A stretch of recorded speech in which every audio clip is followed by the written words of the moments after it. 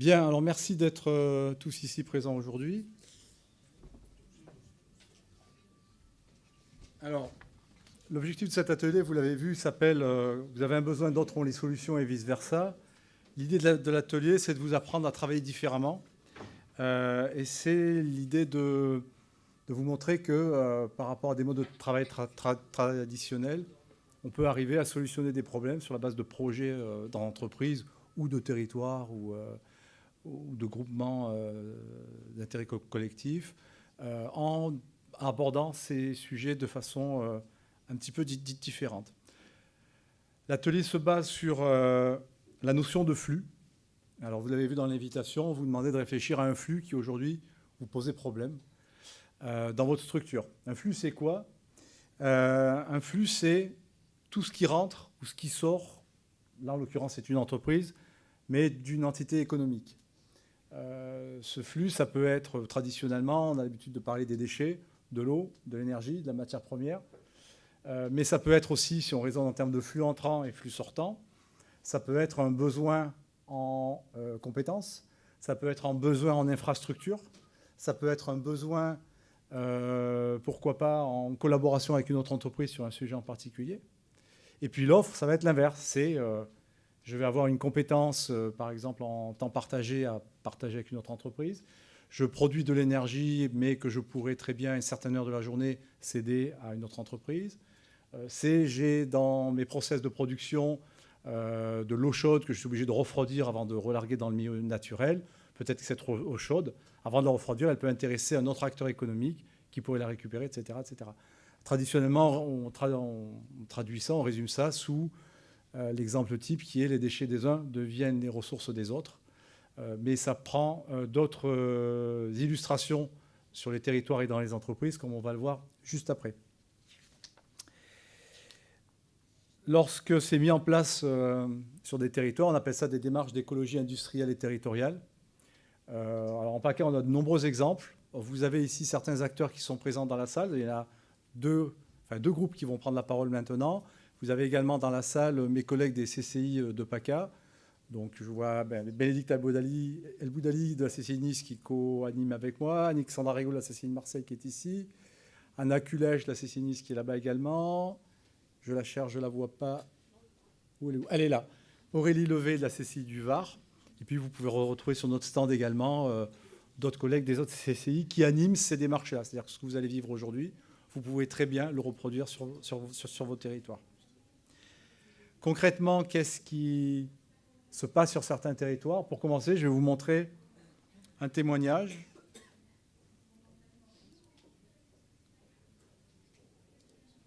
Qui est celui de la région Pays de Loire.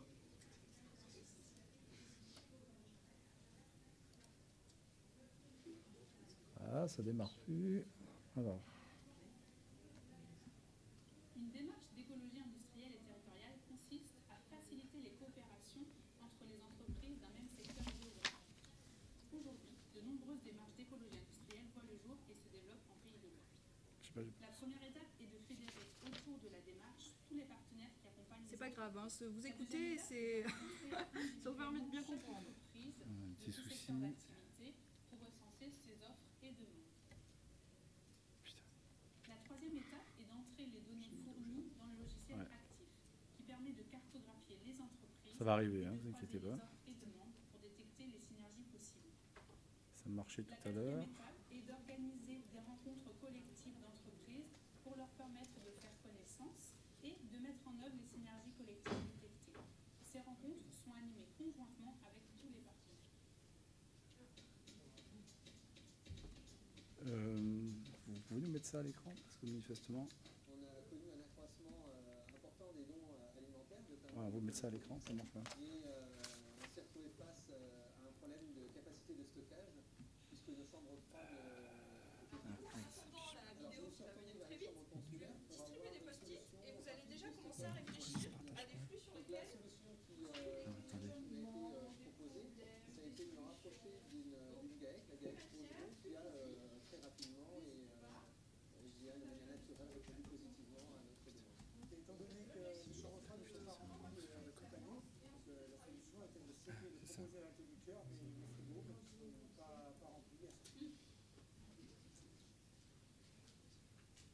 pouvez aller chercher. Ah, voilà. Bon. Allez. On reprend, je suis désolé. d'écologie industrielle Voilà. et territoriale consiste à faciliter les coopérations entre les entreprises d'un même secteur géographique. Aujourd'hui, de nombreuses démarches d'écologie industrielle voient le jour et se développent en Pays de Loire. La première étape est de fédérer autour de la démarche tous les partenaires qui accompagnent les entreprises. La deuxième étape est de rencontrer individuellement chaque entreprise de tout secteur d'activité pour recenser ses offres et demandes. La troisième étape est d'entrer les données fournies dans le logiciel actif, qui permet de cartographier les entreprises et de croiser les offres et demandes pour détecter les synergies possibles. La quatrième étape est d'organiser des rencontres collectives d'entreprises pour leur permettre de faire connaissance et de mettre en œuvre les synergies collectives détectées.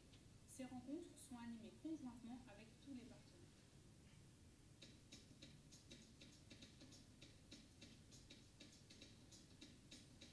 On a connu un accroissement important des dons alimentaires, notamment au niveau des produits frais, et on s'est retrouvé face à un problème de capacité de stockage, puisque nos chambres froides étaient trop petites. Alors je me suis retourné vers les chambres consulaires pour avoir une solution rapide de stockage de produits frais plus importants. Donc la solution qui m'a été proposée, ça a été de me rapprocher d'une GAEC, la GAEC Augereau, qui a très rapidement et je dirais de manière naturelle répondu positivement à notre demande. Et étant donné que les chambres froides ne sont pas remplies toute l'année, donc la solution était de stocker, de proposer à l'interrupteur les frigos qui ne sont pas remplis à 100%. Ce que nous a apporté la solution, c'est qu'on a pu accepter tous les dons de produits frais qui nous ont été proposés. Rien n'a été jeté.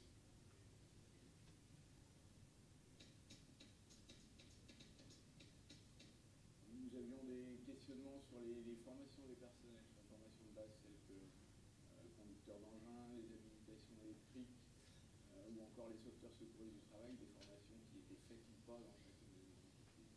La solution trouvée a été de se réunir, de faire un état des lieux des besoins de chacun, et aujourd'hui on envisage des formations interentreprises groupées. Problématique rencontrée par notre garage, c'est l'ensemble des achats qui tournent autour de l'énergie, notamment le gaz, l'électricité et un bon nombre d'autres fournisseurs. Ce type de contrat est difficilement négociable individuellement. C'est au cours de réunions organisées autour de l'économie circulaire que j'ai appris à connaître ou à découvrir une nouvelle association appelée l'ADEC. Et c'est avec cette association que j'ai pu bénéficier de tarifs de groupe auprès des différents fournisseurs que j'avais historiquement, avec lesquels je n'arrivais pas à négocier. L'économie réalisée autour de ces différents prestataires m'a permis de faire travailler une association locale, Atima, avec lequel j'ai pu faire traiter l'ensemble de mes déchets carton et papier. Donc c'est tout réinvesti à l'échelon local. Notre entreprise d'insertion collecte déjà sur le territoire différentes matières, comme le papier et le carton. Et en fait, on souhaitait développer une nouvelle matière comme le polystyrène. Grâce à cette démarche, nous avons pu rencontrer des chefs d'entreprise intéressés justement par ces collectes de polystyrène afin d'organiser en fait des collectes groupées, ce qui leur permettait en fait d'optimiser les coûts de transport. Lors de la réception des marchandises, les transporteurs nous laissaient les palettes, elles étaient en bon état. Donc nous, on les triait, on les rangeait, on devait les faire évacuer avec nos autres déchets. Les chambres consulaires nous ont présenté l'entreprise EPB, située à 200 mètres de chez nous, qui, elle, achetait ces palettes. Aujourd'hui, elle récupère nos palettes, c'est gagné en énorme.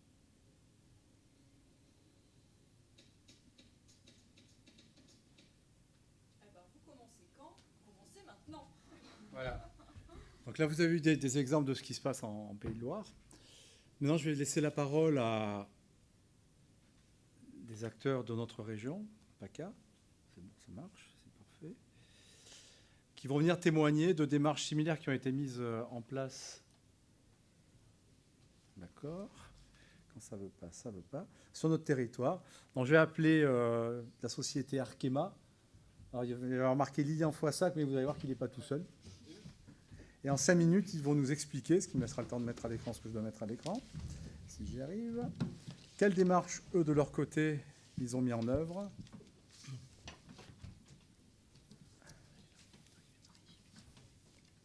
Ouais, pas ça, c'est génial. Dans cette logique de traitement de flux. Donc vous avez la parole, vous avez 5 minutes pour nous expliquer librement et de la façon dont vous le souhaitez cette démarche. Voilà, bonjour à tous. Dans le film, on a vu des exemples intéressants d'écologie circulaire autour de flux, notamment de matière, de matériel.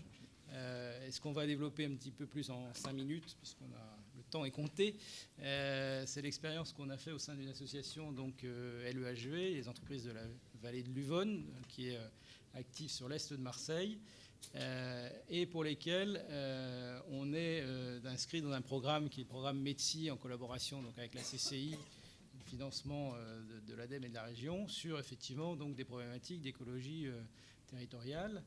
Et quand on a au sein de cette association fait un petit peu le recueil de nos besoins, on s'est aperçu qu'au-delà des flux de matière, la première préoccupation qui nous importait, et donc Frédéric, qui représente le Roi Merlin, témoignera également rapidement, c'est plutôt des dimensions humaines autour de l'emploi. Et pour la partie donc Arkema, qui est une société de spécialité chimie, on s'est aperçu dans le secteur de l'industrie qu'on avait dans ce territoire de l'Est de Marseille des difficultés à attirer, des difficultés à faire savoir que nous avions des emplois, que nous recherchions, des difficultés aussi à diversifier un petit peu notre sourcing au sein des différents profils que nous recherchions. Et une autre problématique également, c'est que souvent les compétences, on était obligé d'aller les chercher relativement loin. Et pour le secteur que je représente, qui est plutôt la chimie, eh bien, souvent aller de l'autre côté de Marseille, sur les territoires de Berre ou de Fos. Et on s'aperçoit qu'aller chercher des gens aussi loin, finalement, est des fois difficile de les ancrer ensuite sur notre territoire et d'avoir vraiment de construire des relations durables. Donc, fort de tous ces constats, au sein de cette association, on a développé, et c'est ça qui est assez innovant, puisque chacun d'entre nous, on était une dizaine d'industriels au départ de la démarche, on avait chacun un ou deux besoins urgents de recrutement. Et ce qui a été assez innovant, c'est d'arriver donc à mutualiser nos besoins autour d'un profil commun. Il a fallu définir le profil sur lequel nous allions travailler. Donc, première étape de recensement des besoins. On s'est aperçu que tout le monde n'avait pas exactement, bien sûr, les mêmes attentes, mais on a pu se faire confiance et définir un profil commun qui était l'opérateur de production. Et au sein donc de cette association, on a lancé ce qu'on a appelé la masterclass, qui est en fait une préparation collective à l'emploi, mais assez innovante, donc basée sur une forme mutualisée finalement du besoin initial, pour lequel on a pu mettre en place, grâce à l'aide de l'association, Julie dira un mot, grâce à l'aide bien sûr des OPCA qui nous ont aidés à financer, à mettre en place, et de Pôle emploi bien évidemment pour le sourcing. On a pu mettre en place comme ça, très bien, comme ça tout le monde m'entendra bien, mettre en place donc une action de recherche et de sourcing innovante qu'on n'aurait pas pu chacun d'entre nous mettre en place, surtout qu'on avait quelques besoins chacun identifiés. Et là, on a pu déployer quelque chose de beaucoup plus large, ce qui nous a permis réellement de diversifier les publics qu'on a pu comme ça atteindre, et alors que chacun d'entre nous avions un peu l'impression sur le territoire d'avoir déjà un petit peu une connaissance approfondie des profils habituels, eh bien, ça nous a permis vraiment d'aller chercher de nouveaux profils, d'attirer de nouveaux profils. Deuxième point très important, parce que ça nous a permis ensuite de faire une préqualification, c'est-à-dire 300 heures de formation plus 100 heures en entreprise, qui nous ont permis de nous connaître et assez naturellement ensuite de répartir les différents stagiaires au sein des entreprises, des 8 entreprises qui ont participé donc à cette démarche. Alors, je ne vous cache pas qu'au début, on avait tous une petite appréhension, c'est qu'on pensait qu'on allait tous vouloir les mêmes profils et que ça allait être un petit peu la bagarre à la sortie. Et pas du tout, parce qu'en fait, on était donc 8 entreprises de profils et d'activités un petit peu différentes, essentiellement dans le domaine de la chimie et de l'alimentaire, mais pas seulement. Et chacun avait des attentes particulières, chaque stagiaire avait aussi des attentes différentes. Et finalement, on a assez naturellement réussi à répartir de façon très harmonieuse les stagiaires dans les entreprises, à tel point que 9 mois après, on a fait récemment un bilan de l'opération.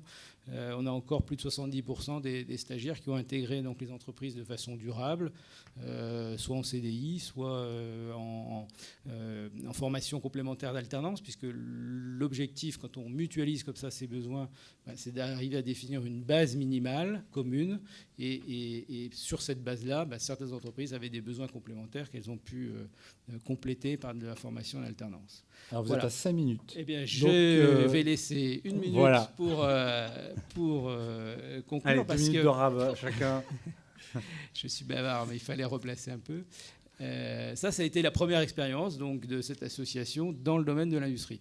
Et ce qui était vraiment très, très apprécié de tous a permis, dans d'autres branches d'activité de l'association, de poursuivre cette expérience. Et là, je vais laisser Frédéric nous dire un mot sur la partie commerce. Donc, fort du succès sur la partie industrie, sur le commerce, on a dupliqué le process pour aller recruter des chargés de clientèle, des personnes qui vont être sur de la partie vente.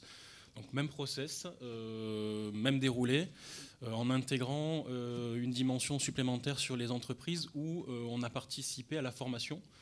On a chaque entreprise, donc on était pareil, une dizaine d'entreprises sur la vallée de l'Uyonne, sur ce process, où on est intervenu sur de la formation.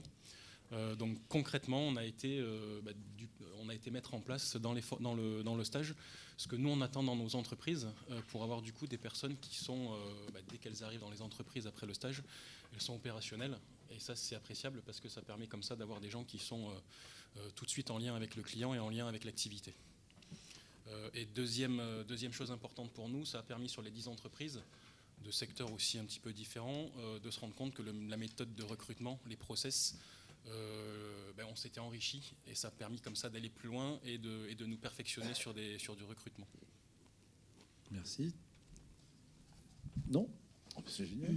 Oui, oui, si moi vous peut-être voulez. je rajouterais dans le côté pour revenir sur ce que vient de dire Frédéric, le côté innovation de la démarche, dans le sens où on a fait porter en termes de financement, tu parlais de l'ADEME et de la région, mais aussi des OPCA, des organismes paritaires collecteurs agréés, sur le projet, qu'ils étaient 2 pour justement porter le projet et aller faire financer la démarche. Donc ça a été aussi une grande innovation.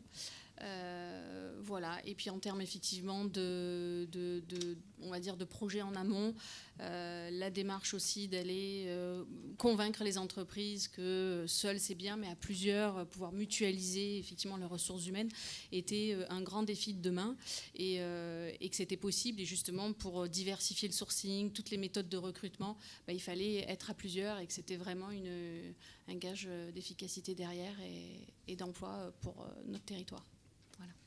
Merci. Bravo. Bravo. Merci pour votre témoignage. Maintenant, je vais demander à la société Balipro, alors, qui est représentée par Monsieur Faure, de nous expliquer là, en 5 minutes également le projet sur lequel ils ont travaillé. Bonjour.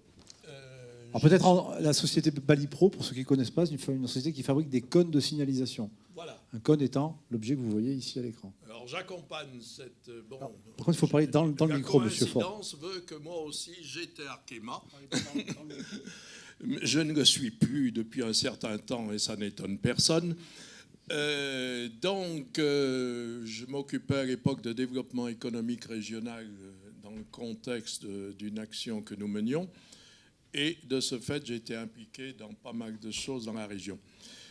J'accompagne donc, par ce biais, Balipro depuis plus de 20 ans. Balipro est une petite société qui est à Vitrolles, qui effectivement fabrique et commercialise du matériel de balisage, dont les cônes qu'on voit sur les routes et les autoroutes.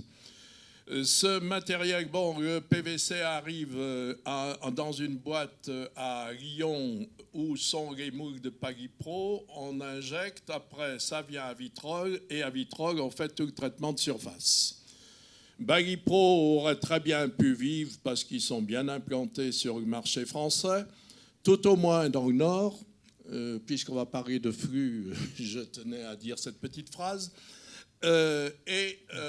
Aurait pu se contenter de ça. Mais les gens de Bagipro sont des gens qui sont toujours dans l'innovation. Il y a eu d'ailleurs des innovations faites sur les baguises, même si ce sont des produits qu'on peut trouver assez banals.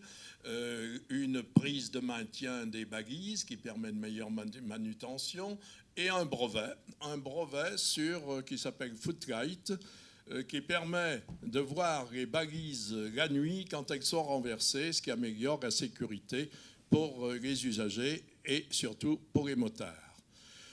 Un jour, une société d'autoroute a demandé à Bagipro de reprendre les baguises en fin de vie parce qu'ils ne savaient plus où les mettre.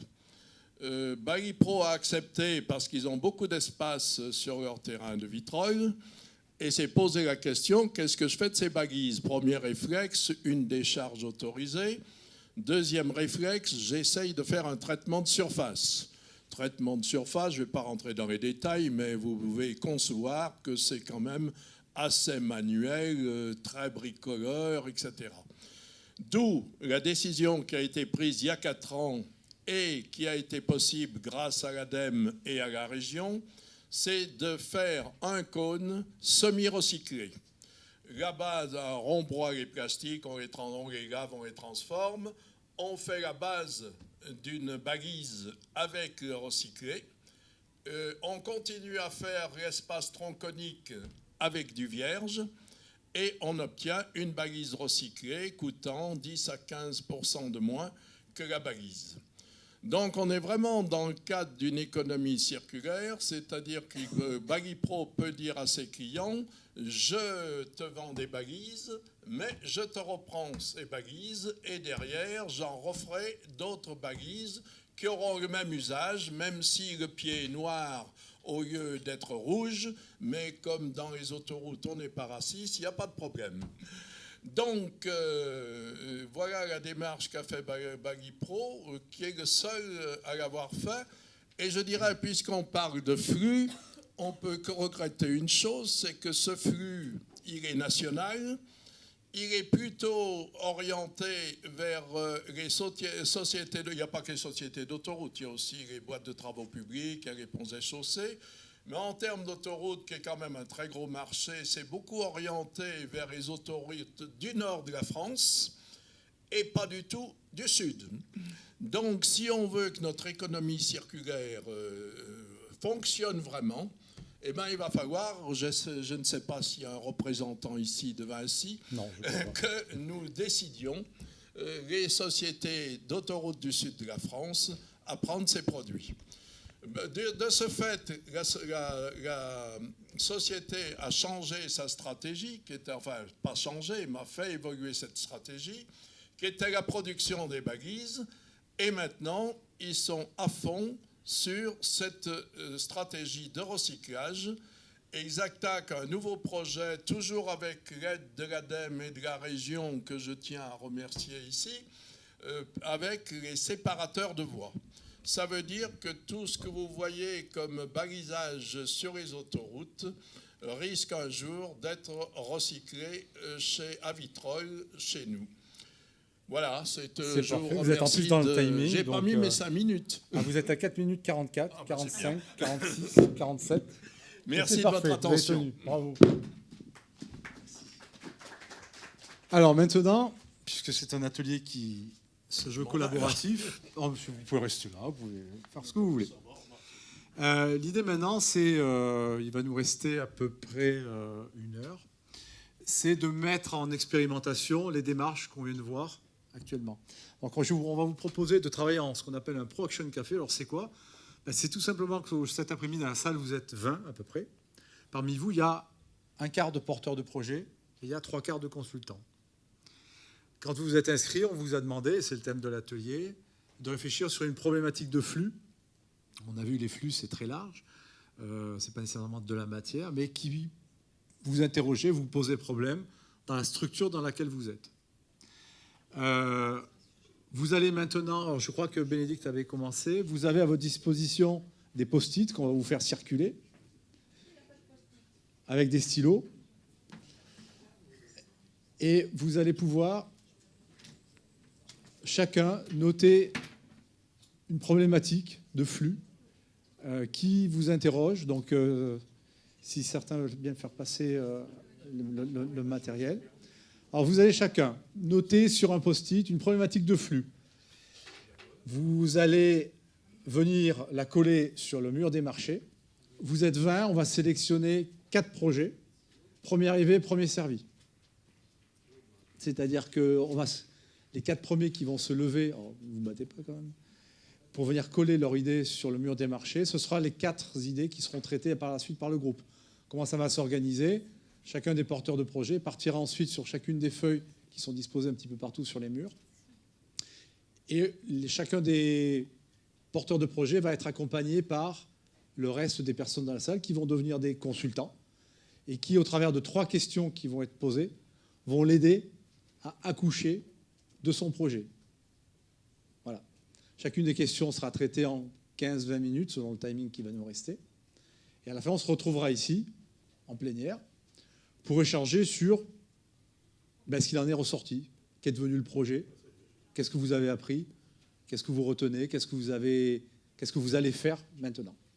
Voilà. Donc à partir de maintenant, on a 10 minutes, vous pouvez prendre un petit peu de réflexion, pour faire émerger ces projets, ces problématiques de flux que vous souhaitez soumettre à l'expertise du groupe qui est ici constitué cet après-midi.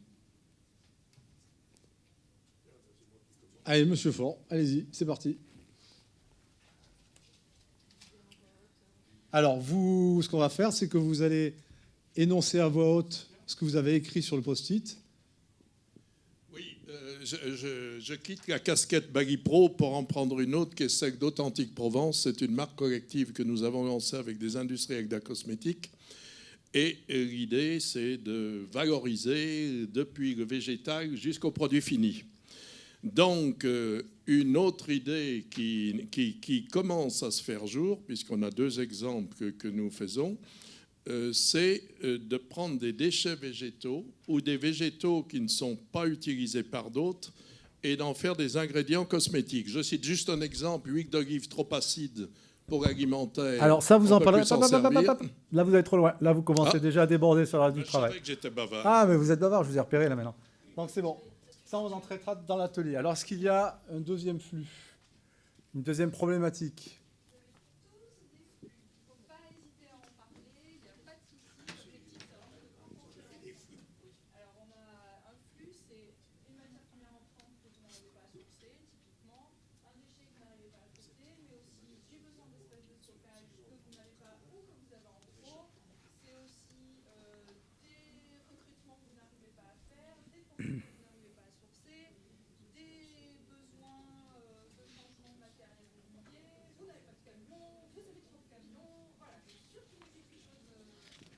En fait, juste ce qu'on peut rappeler, c'est que c'est ce qu'on appelle, nous, dans le jargon, des flux entrants ou des flux sortants, en fait.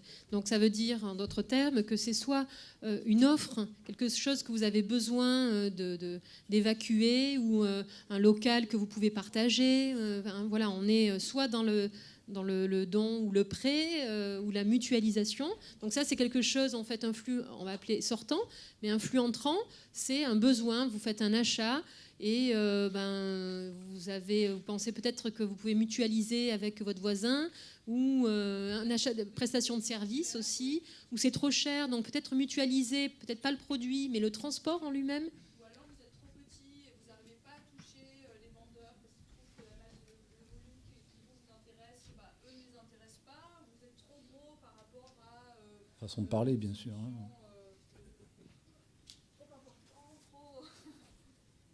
Alors, je vois qu'il y a des personnes qui ont préparé. Madame, avec les post-it orange. Alors, il y a 2 personnes. Alors si vous voulez bien vous lever. Voilà, donnez votre prénom et énoncez à l'ensemble de la salle votre problématique. Alors, donc moi j'ai 2 post-it. Il y en a un où c'est. Il faut choisir entre c'est un ou l'autre. Ah, j'ai mis les 2. Ah, ouais, bon. Parce que un, c'est un flux problématique, Ouais. et l'autre, à la limite, c'est une offre. D'accord. Je dirais en termes d'offres, c'est plutôt des locaux disponibles. Ouais. Voilà. Un grand bâtiment où on a de moins en moins de salariés finalement parce qu'on réduit les effectifs et on ne peut pas se séparer du bâtiment parce que c'est trop cher. Donc on a ce bâtiment, il faut en faire quelque chose. Et après, du coup, en flux problématique, je ne sais pas si je suis dans le sujet, mais c'était plutôt des déplacements autosolistes en fait.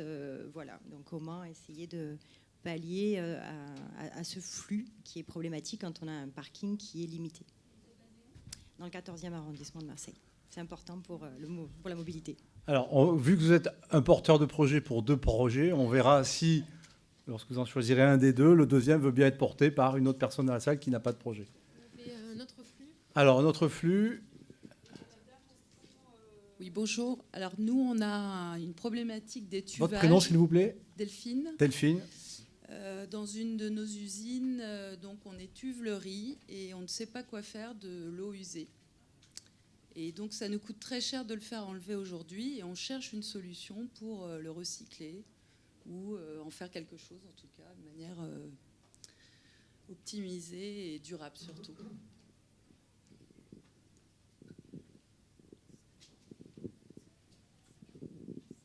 Bonjour, je m'appelle Petra.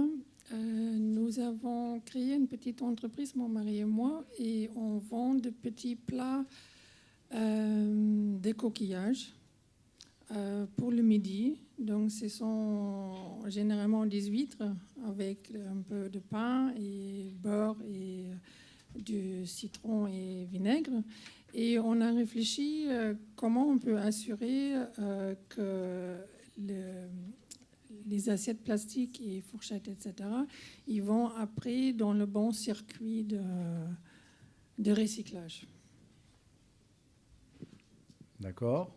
Donc là, théoriquement, on a 4 projets. Voire 5, mais un porteur de projet pour 2 projets, ça va être compliqué à gérer, à moins d'être un peu schizo.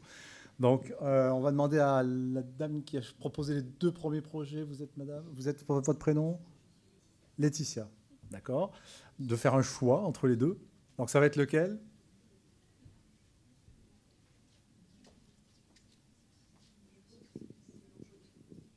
Lequel?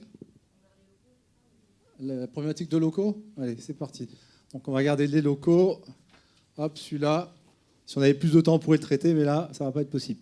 Donc maintenant, on va faire la chose suivante. Chacune des 4 porteurs de projet va aller se positionner où il le souhaite devant les 4 feuilles qui sont disposées ici, là, là et là, avec un feutre qui va lui être proposé. Et je vais demander aux autres participants de se répartir autour de ces porteurs de projet en fonction du projet qui lui parle le plus. Donc alors, le projet, je vais y perdre dans les numéros, le projet 1 de M. Faure qui concerne les déchets végétaux à valoriser. Donc il va être positionné ici avec Bénédicte. Voilà.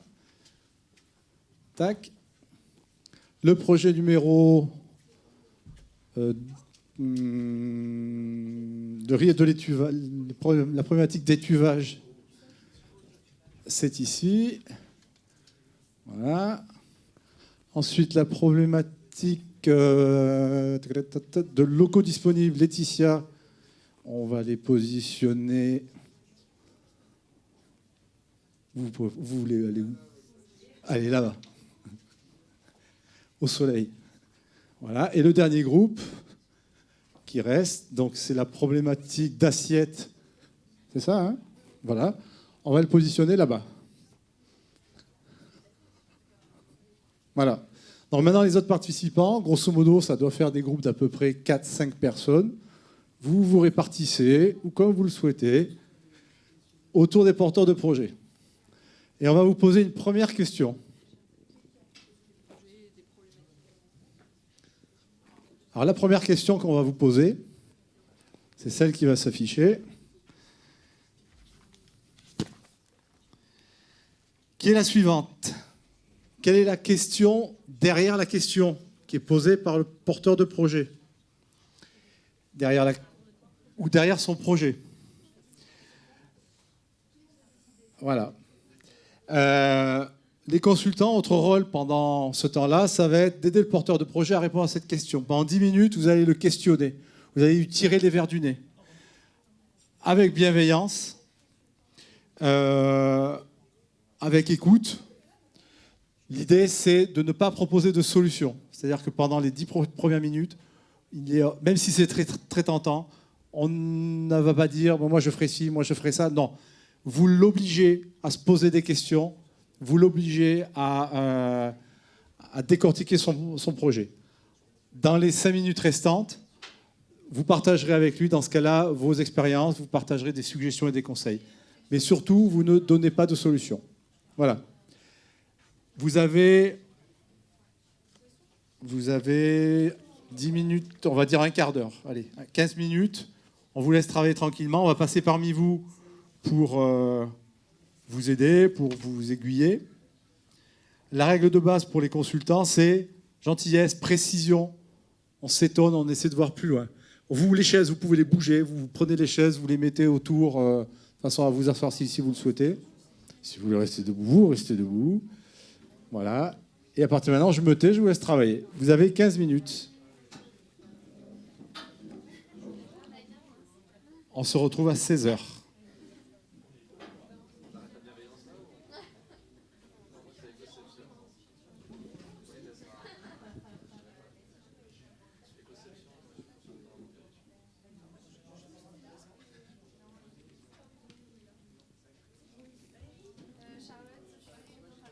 Ah oui, les CCI, vous faites partie des consultants, je vous le rappelle. Tous. C'est pas grave. À partir du moment où on a un cerveau, on peut travailler. Et tu en as un.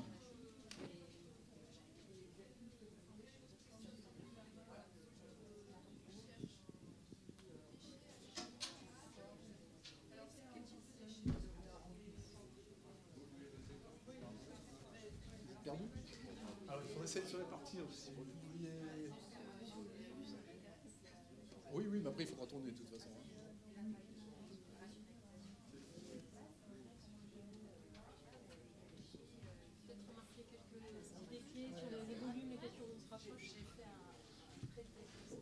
Après, l'idée, c'est que le porteur du projet...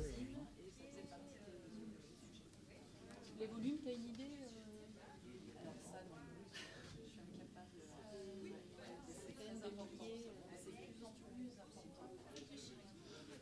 Alors, vous notez sur les grandes feuilles qui sont sur les murs les idées et la façon dont le projet se formalise.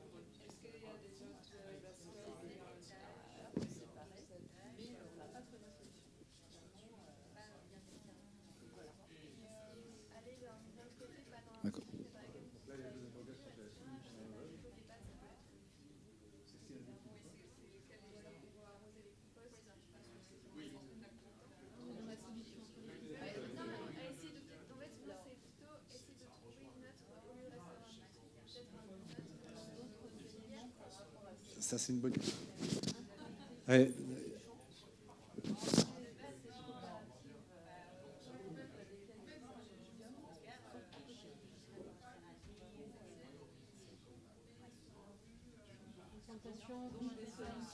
Pour la deuxième partie, des solutions par rapport à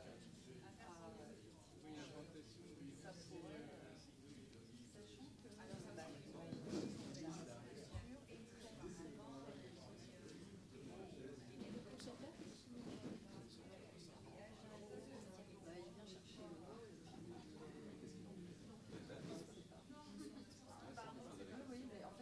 le prochain voyage en Italie à la fin du mois, c'est sur l'Italie.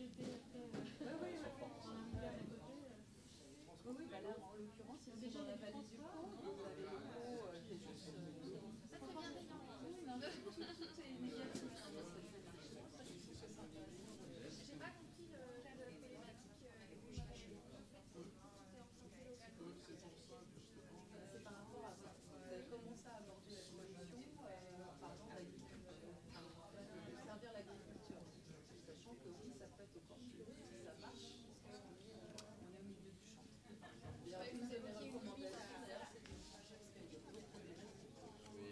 C'est absolument passionnant parce qu'ils ont, en termes d'approvisionnement, ils ont 50 graines en Chine. Je me réfléchis aussi à la flotte de camions. Et l'eau qu'ils utilisent, elle est alors là, je crois que c'est potable, tout est négatif.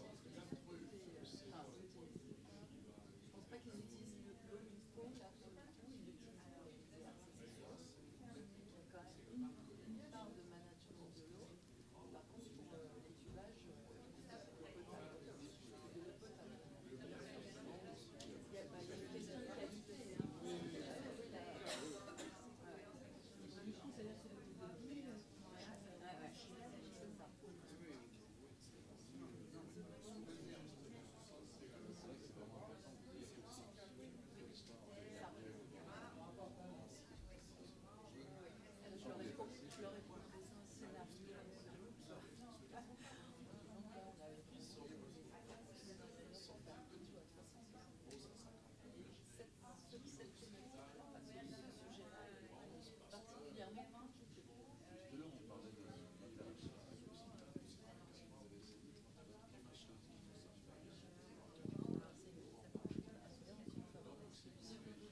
Pas de solution. Après. Mais par contre, une solution sous forme de question, il y a moyen de biaiser là. Là, il faut finir à cahier.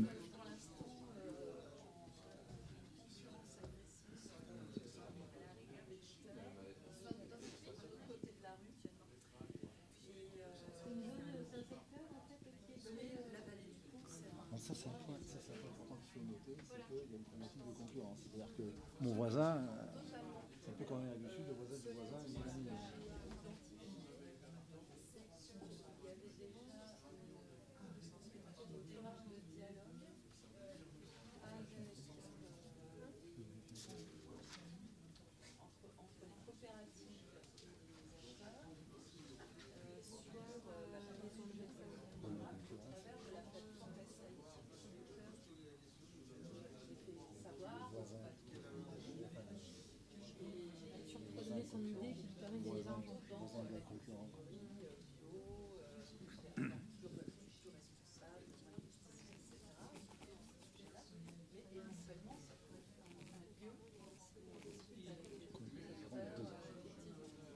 Alors, ça fait 10 minutes que vous travaillez, il vous reste 5 minutes.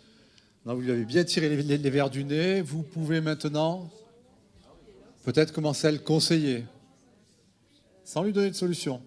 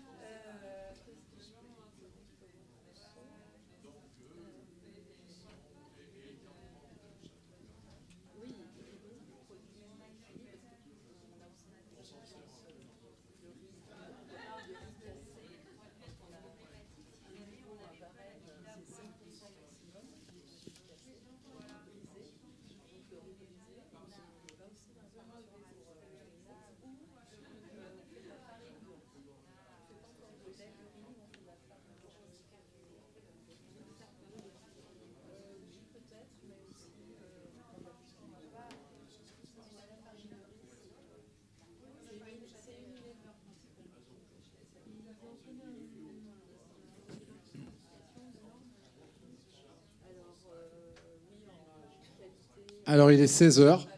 Les 15 minutes sont écoulées.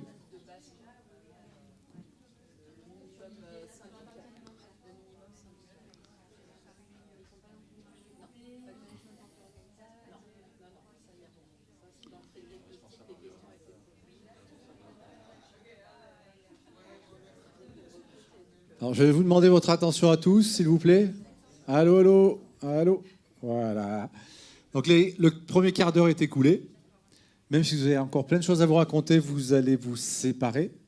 Donc, les porteurs de projets restent où ils sont, avec leurs feuilles. Tous les autres, vous bougez, vous allez où vous voulez, enfin, d'un groupe à l'autre. Vous n'êtes pas obligé de rester tous ensemble, vous pouvez changer de groupe. Et on va maintenant travailler à une deuxième question. La première, elle vous a invité à approfondir les sujets qui ont été posés. Maintenant, on va se poser une deuxième question. Et là, c'est le porteur de projet, Bénédicte. Monsieur Faure. Alors, il faut écouter déjà. Alors, deuxième question. Vous, Monsieur Faure, donc tous les porteurs de projet, vous restez où vous êtes. Les autres bougent. Et vous allez être soumis à une deuxième question. C'est que manque-t-il à ma question, à mon projet, à ma réflexion? En clair, qu'est-ce que vous n'avez pas regardé? Là, jusqu'à présent, les consultants vous ont poussé dans vos retranchements. J'ai entendu par-ci, par-là, c'est Oui, mais vos assiettes, est-ce que vos clients veulent les recycler? Et pourquoi vous voulez recycler des assiettes, par exemple? Là, j'ai entendu parler de concurrents qui sont, pardon, de voisins qui sont des concurrents. Ça va être difficile de collaborer avec eux, en tout cas avec cet état d'esprit. Maintenant, l'idée, c'est de se dire, mais finalement, tout ça, je ne l'avais pas vu. Finalement, qu'est-ce que j'avais pas vu ou qu'est-ce que j'ai pas vu à mon projet?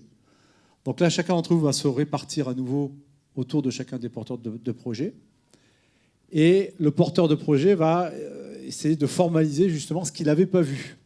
Qu'est-ce que j'avais pas vu dans mon projet initial? Alors, je vais donner un exemple.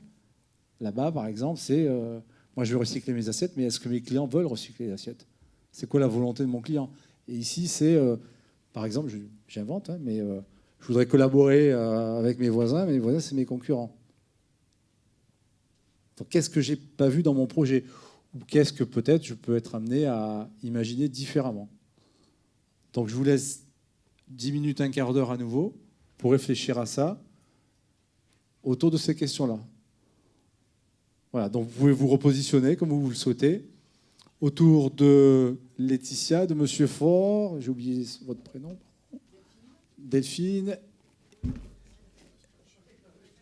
et Petra.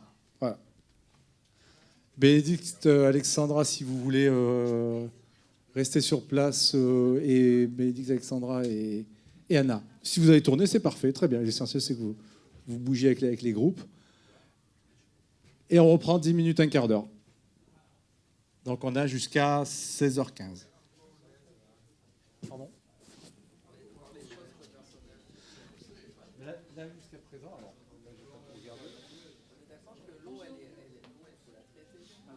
oui, petite précision.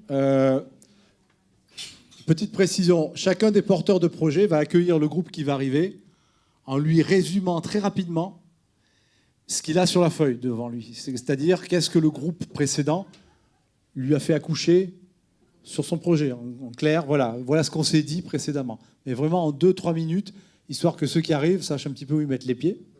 Hein, voilà. Et que vous puissiez embrayer sur la suite, c'est-à-dire, vous, porteurs de projet, qu'est-ce que vous n'avez pas vu? Et les autres vont vous aider, peut-être par rapport à ce qui a été soulevé par le groupe d'avant et ce que vous allez leur dire maintenant, ben là aussi, à vous faire accoucher de qu'est-ce que vous n'aviez pas vu dans votre projet. Alors, le quart d'heure s'est écoulé, il est 16h15.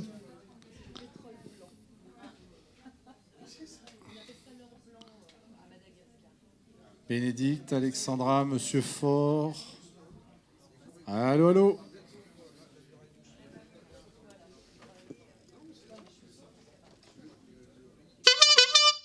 Ah, ça marche.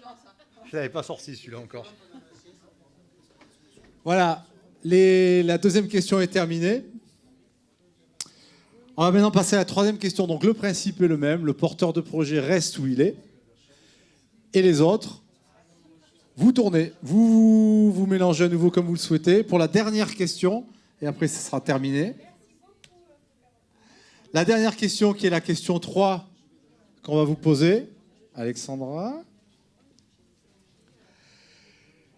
Et là, c'est le porteur de projet qui, du coup, va partager avec les autres. Donc, on va la faire un peu plus courte, celle-là, je pense. En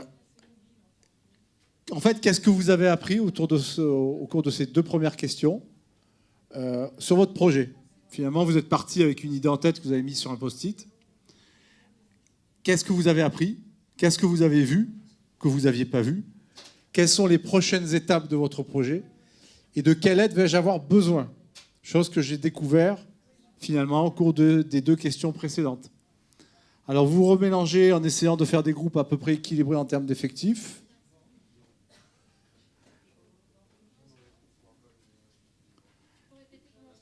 Ah ouais, quand on n'écoute pas, voilà ce qui se passe. Donc, je répète, vous redispatchez, les porteurs de projet restent à leur place, vous redispatchez, alors je parle aux consultants, autour des 4 porteurs de projet. Vous essayez d'équilibrer à peu près les groupes en termes d'effectifs, vous vous mélangez comme vous voulez. Et la question que va se poser maintenant le porteur de projet, c'est finalement, qu'est-ce que je suis en train d'apprendre sur mon projet? Quelles sont mes prochaines étapes? Qu'est-ce que je n'avais pas vu? Et qu'est-ce que finalement je vais devoir mettre en œuvre maintenant? Quelle aide de quelle aide je vais avoir besoin pour faire avancer mon projet.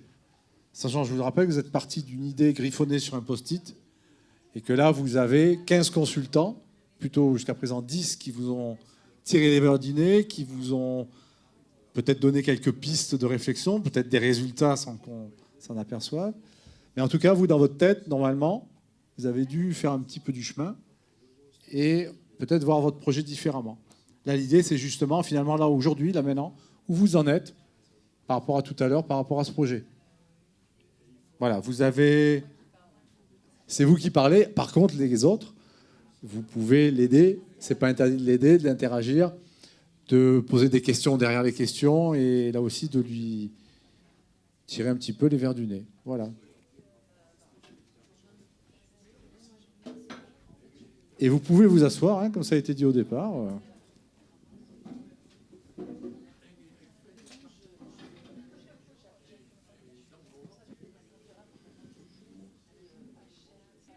Bon, on va s'arrêter là. On va se repositionner en plénière comme on était au début, puis je vais vous libérer. Mais avant, il reste une dernière petite chose à faire. Alors, j'entendais au revoir, mais ce n'est pas tout à fait terminé. Il nous reste 10 minutes, plus ou moins. Ça va être à géométrie variable. Alors maintenant, je vais m'adresser aux 4 porteurs de projets. Alors, les porteurs de projets, les feuilles sont sur les murs. Vous pouvez les emporter, si vous voulez, comme gros post-it ou pense-bête pour vous ramener chez vous. Maintenant, je vais demander à chacun des 4 porteurs de projet de partager avec le reste du groupe, donc le micro va circuler, quels sont vos étonnements, vos envies et vos idées. Et finalement, en l'espace de, allez, une grosse heure, on va dire, une petite heure même, qu'est-ce que vous avez expérimenté, qu'est-ce que vous avez appris, qu'est-ce que vous avez vécu. Rappelez-vous, vous êtes rentré dans la salle, je pense que vous saviez peut-être pas trop ce qu'on allait y faire. Certains d'entre vous, donc vos 4 porteurs de projet, vous avez émis une idée sur un post-it, et puis maintenant, 3 quarts d'heure plus tard, vous avez avancé probablement sur le sujet. Voilà. Donc si l'un des 4 veut bien partager avec le reste du groupe son retour d'expérience. Pendant ce temps, les autres, les contributeurs, vous pouvez aussi commencer à réfléchir à, de votre côté aussi, qu'est-ce que vous avez appris ? Voilà, à chaud, tout de suite après le passage du dernier groupe, ce que je peux dire, c'est que c'est ce que je viens d'exprimer avec les dernières personnes qui sont passées par mon projet. Alors, par rapport à l'idée de base que je me faisais du projet, qui a priori pour moi était très basique, je disais c'était que un problème de logistique et d'optimisation de coûts, un truc très carré, très... Eh bien, en fait, au bout de 3 quarts d'heure, j'ai plein de pistes qui se sont ouvertes par rapport à l'activité de mon entreprise, puisque moi, c'était les locaux, c'était des locaux disponibles. Voilà, pourquoi ne pas les louer pour optimiser nos coûts de gestion et voilà, ça pourrait rendre service aussi à quelqu'un, pourquoi pas. Et en fait, c'est parti très très loin. Et puis, je me retrouve finalement avec peut-être un vrai projet à construire dans mon quartier par rapport à des associations du territoire, avec un vrai projet de solidarité, puisque mon entreprise n'a pas vocation commerciale ni à faire du profit.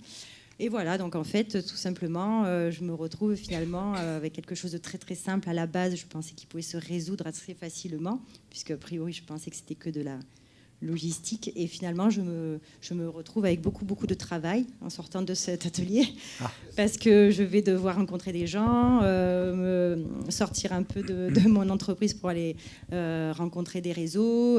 Voilà, je vais repartir avec des cartes, et puis je vais sans doute avoir à construire un gros projet que je vais devoir soumettre à ma direction pour qu'elle me suive, parce que ça paraît beaucoup plus intéressant en sortant de cet atelier que quand je suis rentrée. Voilà. Donc l'année 2018 va être chargée. Très riche. Est-ce qu'il y a un deuxième témoignage ? Quelle idée ? Ah, mais c'est pas grave, c'est pas le but du jeu. C'est pas le but du jeu. Vous échangerez après parce que c'est pas l'objet. Voilà. Vous continuerez à échanger des cartes à l'extérieur. Ah, mais il est très directif en plus, le garçon. Hein. Ah, mais oui, mais il y a des règles du jeu, il faut les respecter, sinon ça ne marche pas. Alors, second témoignage. Oui. Alors, moi, je suis venue avec un projet qui était un peu abordé en surface. Donc, c'est ce que ça m'a appris, surtout cet atelier collaboratif. Donc, j'ai énormément de questions à poser à mes industriels pour pouvoir avancer et trouver des solutions. Alors, il y a eu des éléments qui ont été évoqués, enfin des possibilités, mais là, il faut quand même qu'on fasse intervenir des spécialistes. C'est ça qui en ressort le plus. Certainement une école d'ingénieurs agronomes, des lieux de recherche sur ces sujets. Et peut-être aussi d'aborder la question du dialogue avec les parties prenantes locales, et notamment les autres acteurs céréaliers qui ont peut-être des problématiques similaires. Et pourquoi pas travailler avec la concurrence si on y arrive, parce que pour l'instant, on a plutôt des rapports tendus. Mais bon, pourquoi pas. Merci. Vous voulez dire un mot ou... Monsieur Faure, vous voulez partager quelque chose? En 2 mots? 2 mots. Bon, pour moi, l'objectif principal est le développement d'une marque collective. Et cet objectif de valorisation des déchets végétaux est secondaire, sauf qu'il prend toute sa signification, puisque je l'ai mis dans un projet ADEME qui me donnera de l'argent pour financer la communication. Donc on est quand même dans un flux, mais un flux financier. Mais pour ce qui est de tout ce que j'ai entendu, ben oui, on a de temps en temps fait... mal là où ça fait mal, en me posant la question des volumes de déchets. C'est vrai que c'est un gros problème dans notre opération, c'est-à-dire que nous avons besoin de peu de matières premières en cosmétique. Par ailleurs, par contre, effectivement, j'ai peut-être une nouvelle source auquel j'aurais jamais pensé, justement avec la valorisation des eaux amidonnées du riz, qui pourrait peut-être être un débouché pour la cosmétique, mais comme vous venez de le dire à l'instant, il faut quand même qu'on y travaille techniquement avant. Mais c'est une relation qui pourrait se faire, bien sûr, sur le riz de Camargue, hein, pas le riz qui vient d'Italie. Alors, si les porteurs de projets en plus échangent entre eux, c'est fabuleux. Alors, est-ce qu'après, parmi ceux qui ont joué le rôle de consultants, il y en a qui veulent, c'est pas une obligation, hein, partager voilà, un retour d'expérience, un sentiment, ou bien tout simplement, on peut aussi se quitter là et puis aller à la plénière qui est à 17h de l'autre côté du bâtiment. Voilà. Est-ce qu'il y a quelqu'un qui veut dire un petit mot ou... Oui ? Allez-y, je vous en prie. Je suis ravi de voir le fonctionnement parce que nous, en magasin, on a le même procédé depuis quelques mois sur des problématiques qu'on met en avant en faisant intervenir des personnes qui ne sont pas forcément en lien direct. Et on se rend compte qu'il y a des résultats qui sont rapides et très, très intéressants de la part de personnes qui ne sont pas en lien, mais qui apportent des idées plutôt innovantes et plutôt décalées, et avec un prisme qu'on n'avait pas forcément vu au départ. Alors, ce que vous venez de vivre, hein, ça s'appelle tout simplement un processus d'intelligence collective et pas artificielle, qui est à la mode en ce moment. Et c'est exactement voilà, le résumé de ça, c'est qu'en fait, on s'aperçoit que même si on est 20 dans une salle ou si on est 40, ou lorsque on partage avec d'autres qui ne sont pas nécessairement des gens de notre secteur d'activité, de notre âge, de tout ce qu'on peut imaginer, mais finalement, il y a des choses intéressantes qui sortent, ou en tout cas, il y a des interrogations qui nous permettent d'avancer sur un projet qu'on peut avoir. Je fais le lien avec tout ce qu'on s'était dit au départ. C'est là qu'on voit qu'en fait, lorsqu'on parle d'écologie industrielle et territoriale, la clé de sa mise en œuvre, c'est ce que vous venez de faire aujourd'hui, c'est de vous rassembler dans une salle, en toute convivialité, sans trop savoir les uns les autres ce que vous êtes, qui vous êtes, ce que vous faites, etc. Et puis, tout simplement, de faire fonctionner vos neurones ensemble. Voilà. Et vous êtes arrivé, a priori, je parle pour les porteurs de projets, à avancer un pas de plus avec les neurones des autres et vos propres neurones sur votre projet. Voilà. L'idée de cet atelier, c'était tout simplement vous faire partager cette expérience-là et vous donner l'envie de la recommencer sur vos territoires, à l'échelle d'une zone d'activité, je regarde Laurent Merlin, mais à l'échelle également, les uns les autres, de votre quartier, de votre zone d'activité ou de votre département, de votre filière d'entreprise, de votre club, etc. etc. Voilà. Sur chacun des territoires, vous avez des acteurs qui sont là pour vous accompagner. Vous avez les chambres consulaires, vous avez des pôles de compétitivité, vous avez tout un tas d'acteurs. N'hésitez pas à vous rapprocher d'eux. Et puis nous, on reste à votre disposition si vous voulez continuer sur ce genre de démarche-là. Voilà, merci. Désolé pour les petits aléas techniques. Et bravo à tous. Parce que c'est vous qui avez travaillé, moi j'ai rien fait.